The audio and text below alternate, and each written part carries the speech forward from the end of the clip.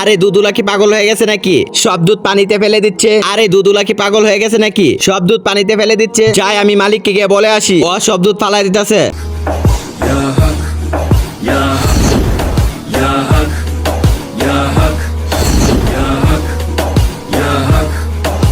আজকে দুধ বিক্রির টাকা দে মালিক, আজকে দুধের টাকা আমার খাতা থেকে কাইটা লাইখে দিয়ে। তুই পানি থেকে দুধ ফালাইলি।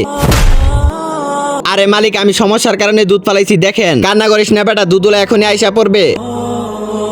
দুধ নিয়ে যাও দুধ। আরে দুধুলা আইসা পড়ছে। আরে ভাই, তোমার তো লেট হইলো কেন? আমার বাচ্চাটা অনেক কান্না করতেছে দুধের জন্য। হো আন্টি, আজকে একটু লেট হয়ে গেছে। এখন আপনার বাচ্চাকে দুধ খাওয়ায়েন। আরে ভাই, আপনার দুধে তো টিকটিকি।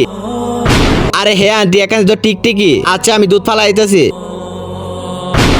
আজকে দেখবো কে শয়তানকে হারিয়ে মাকে দিতে দে। মাকে ভালোবাসলে ভিডিওতে একটা লাইক করে চ্যানেলটিকে সাবস্ক্রাইব করে দাও। আর শয়তানকে ভালোবাসলে কিছু করতে হবে না। আরে পাগল, তার জন্য কি তুই সব দুধ ফালাই দিবি? আরে মালিক, টিকটিকির জন্য সব দুধ নষ্ট হয়ে গেছে, তার জন্য আমি সব দুধ ফালাই দিছি। আমি যদি এগুলা বিক্রি করতাম কেউ তো দেখতো না, কিন্তু উপরে তো আল্লাহ আছে, আল্লাহ তো দেখতো।